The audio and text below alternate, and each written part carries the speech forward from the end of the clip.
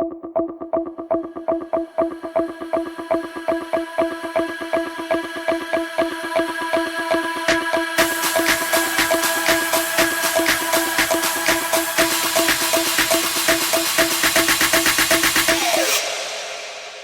everyone, and welcome back to the latest episode of the Writers Podcast. Today, I have with me writer Kate Risse. Hello, Kate. How are you doing?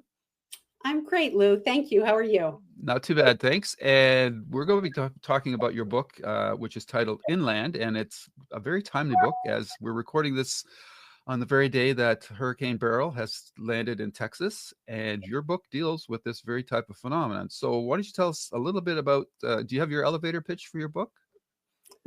Yeah, this is my novel, and it is a story about a catastrophic rise in sea level that happens precipitously along with lots of rain.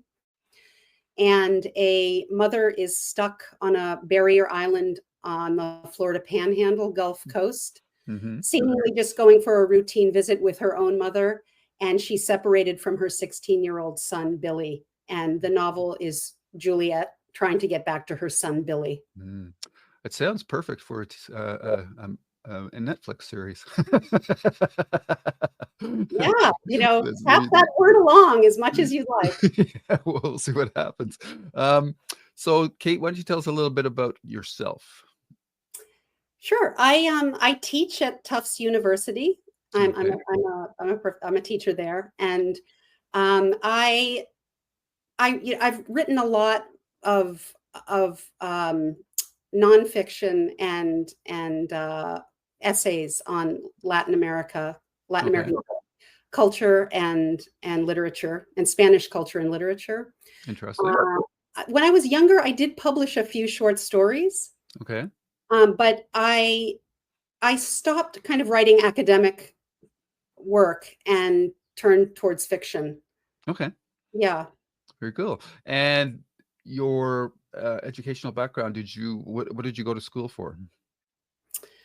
I got a doctorate in Hispanic studies. So I teach Hispanic. I teach Spanish culture and language. Okay. That's pretty broad, but my courses have pretty broad material in general. All right. And were you a reader growing up? I wasn't one of those kids with my nose in a book. I did read. I read the classics when I was little. I read the Chronicles of Narnia, and I read, Stuart Little, and Scott Odell's Island of the Blue Dolphins was my favorite. Okay. And then as I got a little bit older, I did read a lot of the classics, Faulkner, Steinbeck. I was really lucky to go to an alternative school that was inside of my public high school. And it's still going strong after 50 years. Okay. My daughters attended the same program. And it was really... And what's alternative about it? It's small. The students are very involved in making the decisions. There's a town meeting that the kids run. Oh, wow. Yeah. And you have a different relationship, I think, with your teachers. It feels more, democratic. Okay. In the sense that the teachers really did kind of consult the students. And I had two fabulous English teachers for that program, Beth and Adam. And we read just some amazing books. It was in the 80s. We were reading Gabriel Garcia Marquez, Toni Morrison, the Bible. Wow. All kinds of good stuff. Fantastic. Yeah. So you had this alternative education, and then you took your post secondary was with the Spanish. Where did the urge to write come in from, or when did that start? Fiction or for my area for the discipline? For your area of discipline, I think that just naturally follows. But I'm more curious about, obviously, you gotta write that if you want to get that degree. That's right. I'm more curious about your fiction writing.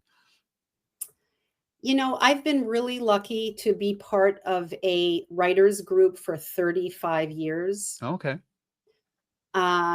You want Not to give them a plug? No. they know who they are, believe me. Okay. All right. Fair enough. We have a really wonderful woman, editor, friend, muse, philosopher who leads the group and has for 35 years. Cool. Yeah, and most of the core people are there. I mean, some people have come and gone, but there really is a core group. That doesn't mean I've been engaging in a writing group for 35 years. You know, I had Okay. children, I got a degree, it was on and off. Right. But they were really, really helpful and supportive for this novel. And I Okay. can't thank them enough. All right. Yeah. So how long have you been working on the novel? Or how long did it take you to do it? I started this novel in September of 2018, and I Okay. started it with this writing group. All right. A And month later, Hurricane Michael hit the Florida Panhandle, which I had just started to write about. right. And Hurricane Michael was a Category 5. I think the only Category 5 to hit that area since they've been taking notice. Okay. And before you started the book, what were you writing fiction-wise? Short stories or? No, this was me kind of coming back to writing fiction. I had not Okay. written anything before this. Okay. So the book is the first thing you started writing fiction-wise then? Yes. Yes. Because Wow. I've been Wow, writing, you just dived right in, eh? I did. Yeah. No short stories, nothing? No, No? no. And you know, I sometimes joke and say it was my COVID novel because I Ah, started it in 2018, and by right. 2019, I was deeply engaged with this writing group. And every 2 weeks, we would meet on Zoom. We started out in person when I Sure. started this novel. We were in person Mm-hmm. for a couple of months. COVID hit, and then we all went online. And I do want to say we were so lucky in the fall of 2019. So that was before the vaccines. We actually we tested, no vaccines. We tested, we quarantined, and then we met in person for a week. And it was really an incredible experience to be able to do that, to be able to like hug the people I love, you know? All right. Right. Okay. So where did the idea for your book come from? You mentioned the Hurricane Michael. Yeah, I was seeing a lot of changes and a lot of um, water and precipitation Mm-hmm. before I started. So I wanted to write about that. Mm-hmm. And Hurricane Michael roared in. I do want to say my mother lives on this barrier island on the Panhandle, the Gulf Coast of Florida. And that hurricane caused a lot of damage. It wiped away homes right near ours. There was a big wooden inn we used to stay in, and it sort of obliterated that inn. And I returned after the hurricane and saw the damage. I do want to say probably like, you know, everybody is seeing changes in the weather. I drive back and forth from Boston to Florida with my mother. I just came back a couple weeks ago, and there's a lot of weather going on. Right. Right. And especially since you live along the coast, I'm sure you're, as you said, you're probably even more of aware of it than if somebody like lives in the central part of the country. And it is, you know, the climate change is a big existential crisis that we all, as a global community, have to face. I know there's detractors about it that don't believe in it still, but I think you just like these last couple of years, I think people are reevaluating their stance on it because I think the evidence is pretty overwhelming at this point. You would hope so, but it's pretty surprising. Yes, yes, for sure. So you got this idea for this book, uh, and you've got this your protagonist is this mother trying to get back to her family. How did that idea come about for you? I have spent a lot of time on islands, and when you're on islands, especially in the Florida Panhandle, sometimes you can't get off when the weather blows in. You really can't just imagine that you're going to get in your car and return to your family. Right. And so I think some of that maternal angst kind of pushed me into writing this, along with, as you said, the existential issue of climate change. You know, it just gets you thinking if you have an active mind. I haven't mentioned yet that there's a subplot to my book which has to do with social media and the iPhone. I can go into it or not. Sure. Yeah. If you don't want to, if it's not going to spoil too much, that's up to you, of course.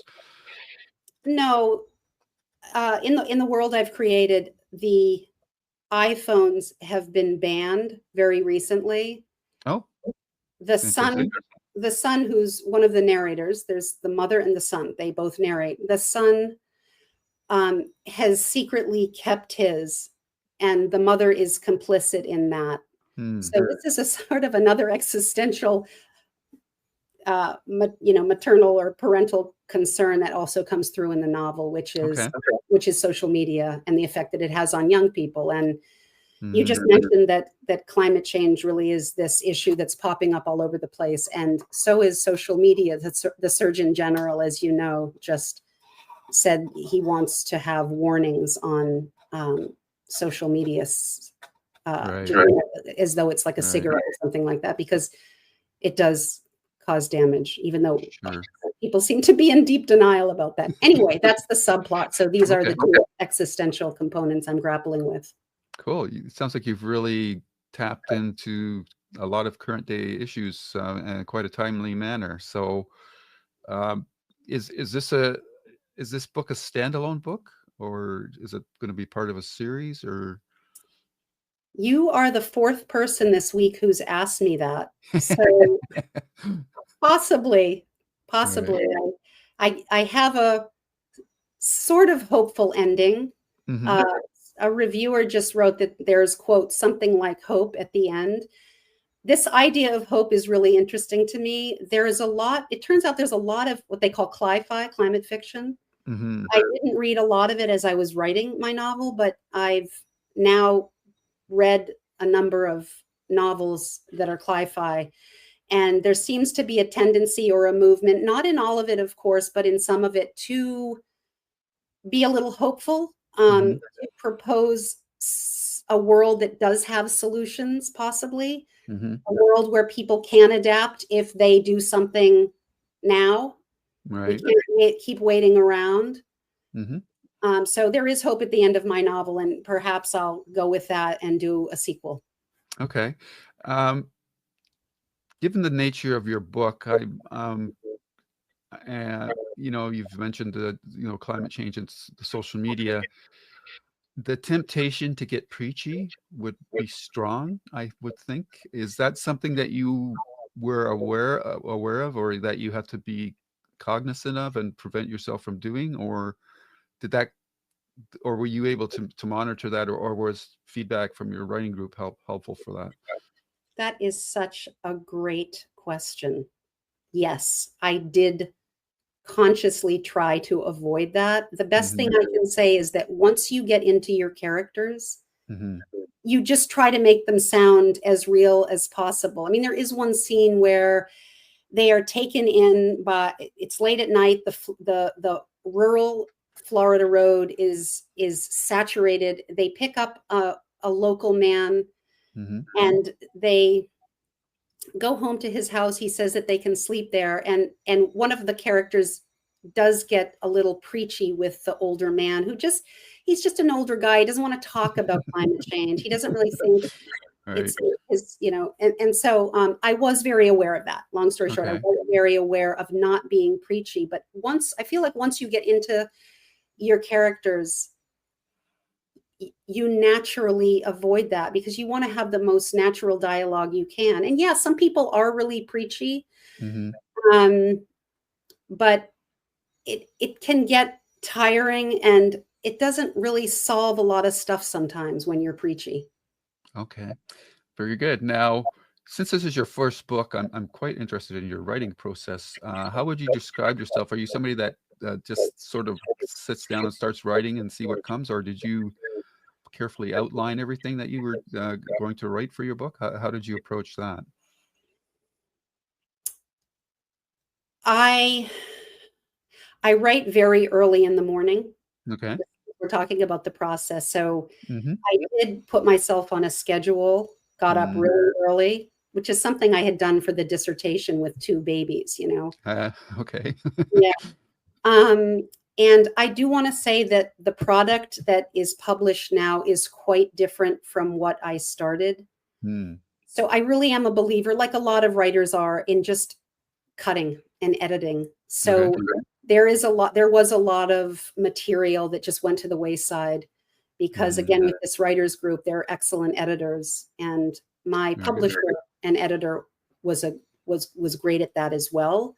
Mm-hmm. So I think if people are stuck, you know, you just got to get something down on the page. You can't Mm. get too obsessive and worried about it's not the right sentence, or I'm going off in some. You've got to know that you have the power to mold it in the end. If Okay. you like editing, I love editing. Some people don't. Mm-hmm. Cool. Now, did you have like a word count that you were trying to reach every day, or you just write a scene and that would work for you? Yeah, I'm not that disciplined or organized to have a word count. Okay. I would just hit the ground running and just try to go as far as I could. Okay. Within the time that you had given yourself. Exactly. Yeah. Right. And then as time went on and it really took shape, I knew there were certain things I had to achieve. So I would, I go on a writing retreat once or twice a year. And so those are Mm. intense because you're writing all day long and everybody's writing. And there's a lot of, you don't want to be, you feel everybody working in the house. So you stick to that. And I definitely did say, I'm going to get through this chapter today. I'm going to do that. And then I'll read it tonight and they'll give me criticisms and then I'll re-edit it tomorrow. So that kind of thing. Yes. Right. Now, when you got your first draft, I assume you had a couple of drafts of the book.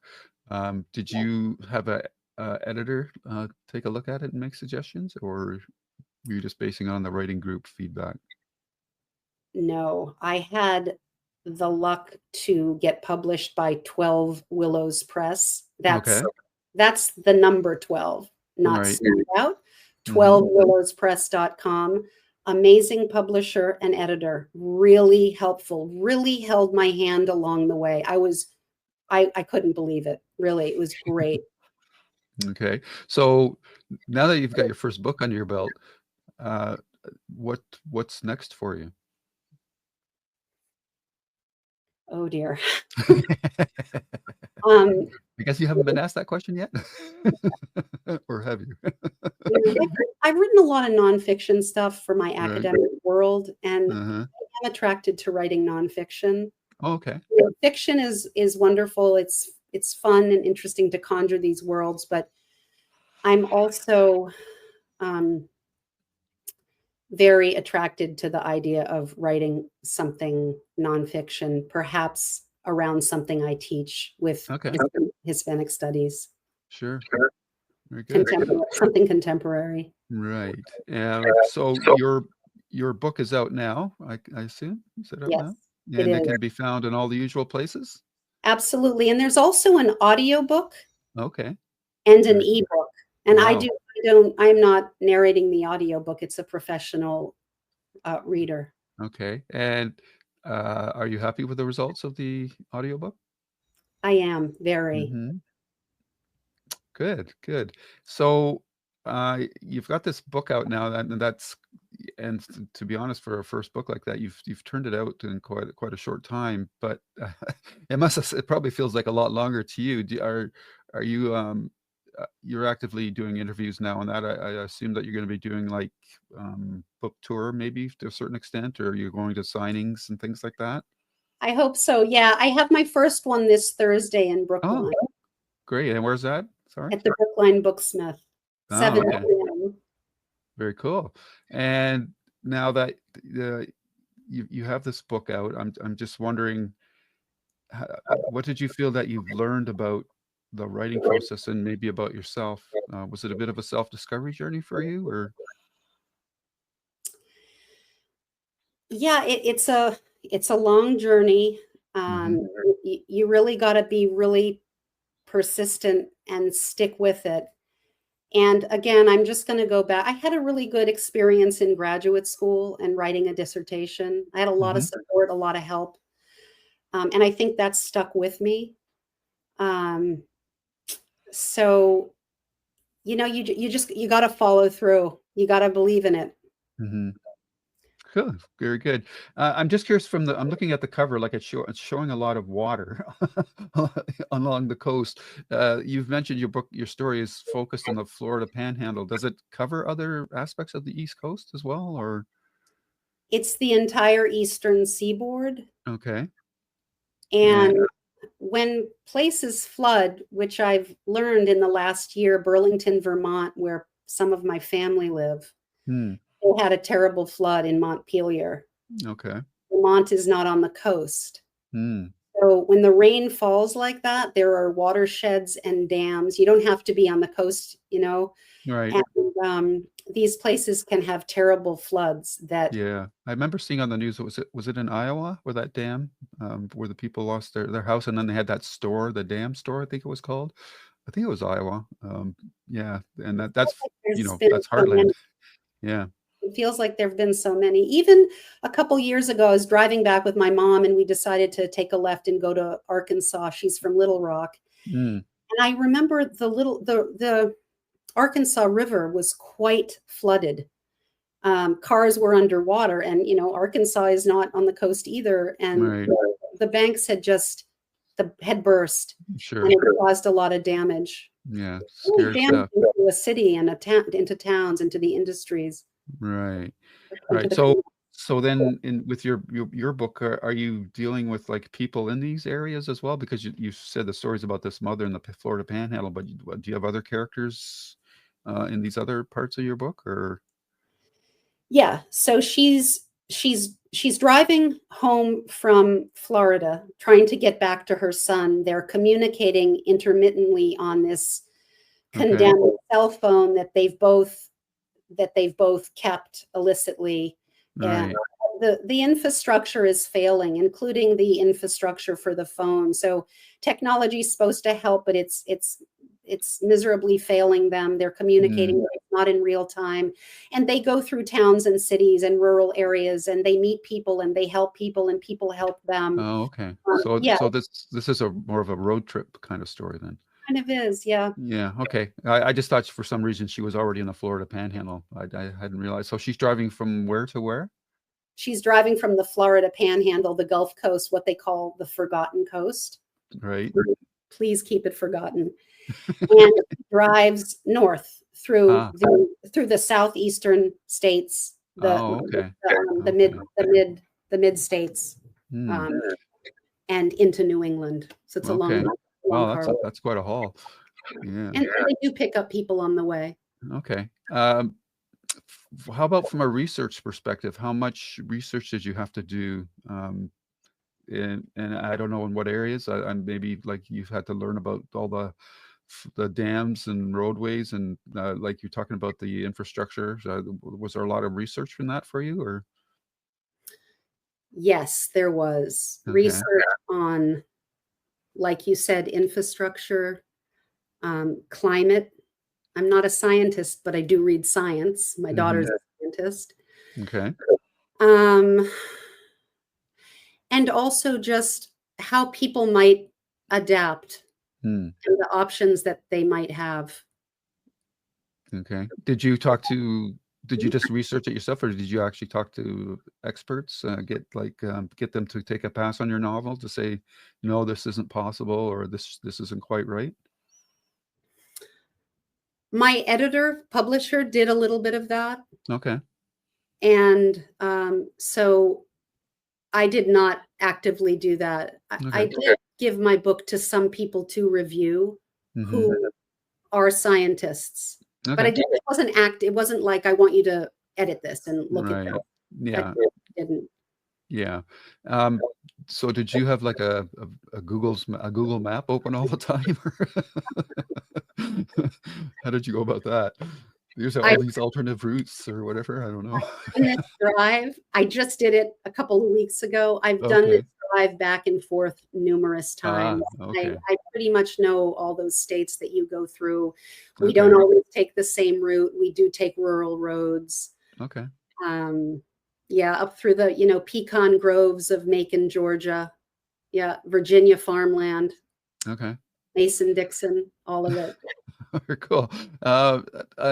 Now, because you've mentioned the subplot about the cell phones, what is the impetus for them being restricted? Is this some sort of some social media um, um, edict from the government, or? Yes, the whole premise is that the iPhone has a toxic component that makes people sick, particularly children. Oh, okay. So families rebate and they can get a flip phone. There's still Oh, computers. It's just the okay. iPhone. And Okay. it's just my own grappling with the horrors of it. Sorry. That's okay. But let's leave it at that. Yeah. Okay. You're not worried about being sued by Apple, I hope. Here. Yeah, that's interesting. That's so your book's a little bit of predictive and science fiction, which given the climate of the world today, I wouldn't be surprised to see much more restrictive regulations on social media and cell phones and things like that. It's Yeah, it happened really fast. I yeah. had young adults, and Mhm. it really felt experimental on them, Yeah. frankly. Yeah. And, they're up against, you've got teenagers up against the best engineers in the world. Mm. It's really not fair. Yeah. Yeah. For sure. And I'm resentful. Mm. Okay. And I'm also a skeptic, so I just, Well, that's good. Yeah. Your book might be quite predictive. Might be sort of like Stephen King's The Stand in a way. Yeah, it'd be interesting to see how it plays out. There's a scene Hopefully. in my book. There's a scene in my book where the mother it's like an internal dialogue, and she just says she doesn't understand why people, individuals, communities, and schools, like, why didn't they get together and Right. do something more proactive? Mm-hmm. And I think that does come from my own experience. I remember when my kids were in 7th grade, I remember going to like an evening meeting where some specialist addressed us about social media, and I just left going, what's the plan? Yeah. Come on, guys, let's rise to the occasion. Let's do something active. Yeah. And I regret not being more active in that. I really do. And I have friends with younger children, and I have heard of different school districts or different communities banding together a little bit more to just get them out of the schools. Can we handle that for an 8-hour school day? Can we do that? Right. Come on. We can do it. Yeah. Yeah. Very interesting. Like I said, your book sounds very predictive. So I'm hoping it'll work out well for you. And I think that's everything that I've got. Is there anything that you would like to mention that hasn't come up yet?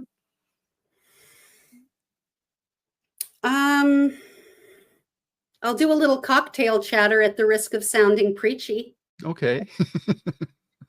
Yeah, there's an email circulating in my town this morning about dead mice, birds, rabbits, and foxes due to possible poison. So let's take care of the raptors. Okay. There you go. Take care of the animals. Yeah. Yeah. All right. Well, I wish you all the success with your book, Kate, and I want to thank you for taking the time to come on the show. Thank you, Lou. I've really enjoyed myself. Great. You take care now. You enjoy the rest of your day. You too. Bye-bye. Okay. Take care now. Bye-bye.